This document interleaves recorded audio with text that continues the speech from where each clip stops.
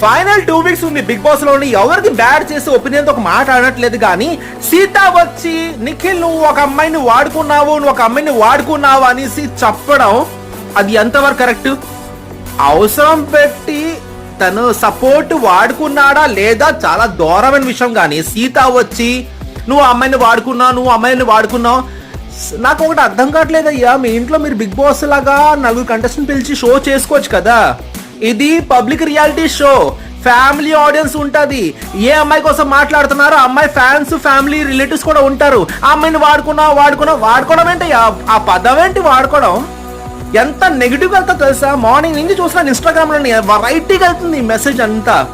పోలే సీత ఏదో చెప్పేసింది, ఆ గురుగారు ఎందుకు హైలైట్ చేయడం ఆ విషయం, మళ్ళీ దానికి ఇంత నువ్వు వాడుకున్నావు కదా అని నిఖిల్ కి ఎందుకు పాయింట్అవుట్ చేయడం? ఇక్కడ ఎవరిని బ్యాడ్ చేయడం కాదు, కానీ ఆ వర్డ్ చాలా చండాలని word. I'm sorry to use.